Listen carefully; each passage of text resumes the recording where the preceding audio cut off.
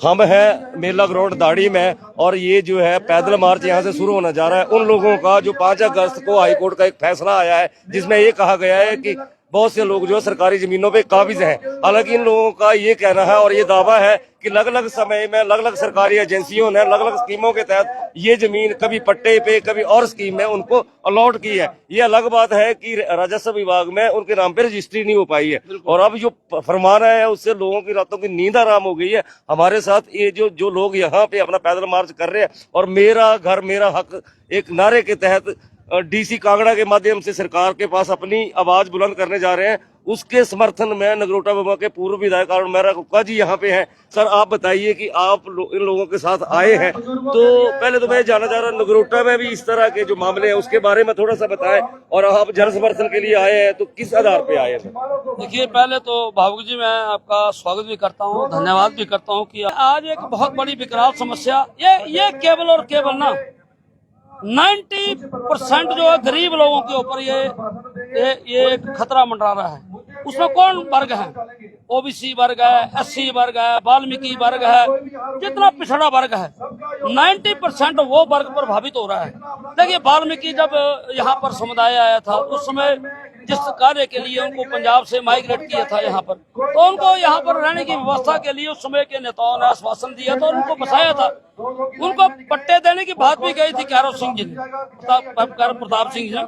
लेकिन हुआ क्या कि पट्टे तो दिए गए, कहाँ गए, लेकिन रेवेन्यू रिकॉर्ड में उनकी एंट्रियां नहीं हो पाई। और आज तक उनके द्वारा उन्होंने जिस तरीके से मेहनतें की, देखिए एक समय में तो जिस तरीके से जो काम करते थे आम आदमी, मैं कुछ सच्चाई बोलूं वो नहीं कर पाता, लेकिन इन लोगों की मेहनत हम तो भगवान से प्रार्थना करते हैं कि इनको बहुत लंबी आयु दे। और आज ये आकर इतने भयभीत और डरे हुए हैं कि कल को अगर इनके मकान चले जाते हैं, क्योंकि ये पंजाब से माइग्रेट हुए बहुत सारे लोग जो हैं, अब अगर ये उजड़ जाते हैं तो इनके नाम तो और कोई जमीन है नहीं, लैंडलेस हो जाएंगे और 118 की परमिशन इनको मिलेगी नहीं। जाएंगे कहाँ पे? पीछे कुछ नहीं बचा है, यहाँ पे कुछ नहीं मिलेगा।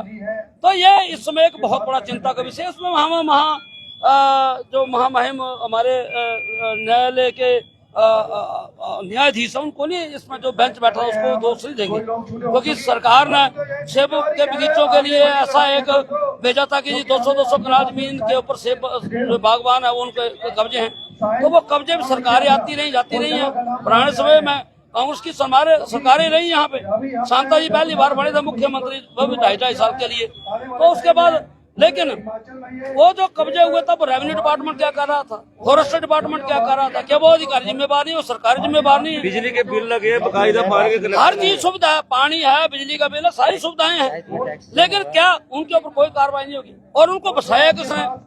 जब अब मैं सरकार में हूँ और मैं बोलता हूँ कि आप बना लो, तो जब जो तंत्र होगा, जो प्रशासन होगा, उसको मैं कहूँगा कि रहने दो। जो बड़े लोग हैं सबसे पहले अगर उखाड़ने हैं तो जो बड़े बड़े लोग हैं, जिनके होटल बने हुए हैं, जिनके बड़ी बड़ी बिल्डिंगें बनी हुई हैं, जिनके बड़े बड़े व्यवसाय चले हुए हैं, ऐसे लोग, क्योंकि जो रेवेन्यू रिकॉर्ड के अधिकारी फॉरेस्ट को वो उनकी फाइलें बनाएंगे नहीं। सर मेरा सवाल ये है कि अगर आज जो हम एक रिप्रेजेंटेशन देने जा रहे हैं डीसी के माध्यम से सरकार को और एक ज्ञापन देने जा रहे हैं, इसके बावजूद भी अगर सोल्यूशन नहीं मिला तो अगला सोल्यूशन सरकार चाहे तो तुरंत प्रभाव पर कैबिनेट की बैठक बुला करके इसका निर्णय ले सकती है। और हाईकोर्ट को, सुप्रीम कोर्ट ने अभी तक स्टेटस को किया इसको, क्योंकि जो बागवान गए थे उसके ऊपर सुप्रीम कोर्ट ने स्टेटस कर दिया। अब बाकी सारी फाइलें यहाँ से भी हम डीसी साहब के माध्यम से ज्ञापन भेजेंगे सरकार को, गवर्नर को, ताकि सरकार उसके ऊपर इन गरीब लोगों की चिंता करे। ये केवल कांगड़ा की बात नहीं, पूरे हिमाचल प्रदेश की बात। नगरोटा बगवा में आपने बड़ा गहनता से काम किया, इस तरह के जो मामले हैं जिनके ऊपर संकट आ गया, तो कितने के ऐसे नगरोटा विधानसभा क्षेत्र के अंदर कम से कम मैं अभी तक जो आंकड़े पेश कर सकता हूँ 3000 से ऊपर लोग होंगे जो प्रभावित है। कॉलोनी की कॉलोनियां उजड़ जाएंगी, गरीब लोग उजड़ जाएंगे, उनके पास रहने को कुछ नहीं बचेगा।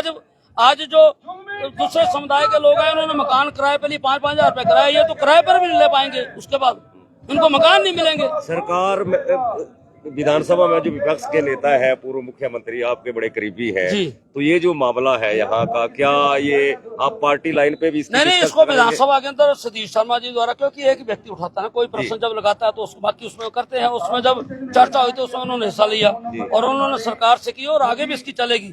मैंने आपको कहा कि मैं यहाँ पर किसी राजनीतिक रूप से नहीं आया हूँ, मैं केवल और केवल इनके साथ कंधे से, क्योंकि मेरे विधानसभा क्षेत्र के लोग प्रभावित हैं और मैं केवल विधानसभा की बात नहीं करूंगा, मैं पूरे हिमाचल की बात करूंगा। हिमाचल बिजनेस पे जब हमने सुधीर जी की वो एक रील डाली जिसमें वो पैरवी कर रहे हैं इन लोगों की, उसके ऊपर जो सरकार के एडवोकेट जनरल हैं अनूप रतन जी, उनका कमेंट आया हुआ है कि सर आप सरकार में, आपकी सरकार रही है, आप लंबे समय से विधायक रहे हैं, जब आप सत्ता में थे तो आपने इन लोगों के लिए क्या किया? मेरी बात सुनिए, देखिए सत्ता परिवर्तन क्यों होता है?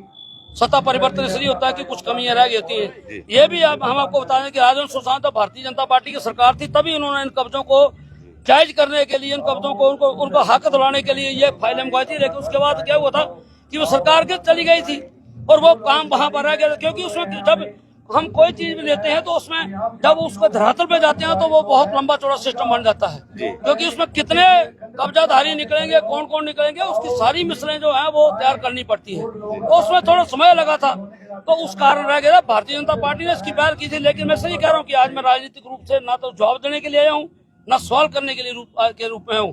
मैं केवल और केवल इनके लिए खड़ा होने के लिए आया हूँ, चाहे उसके लिए हमें कितनी बड़ी से बड़ी कुर्बानी देनी पड़े, हम इन लोगों की आस करने के लिए वो भी देने को तैयार।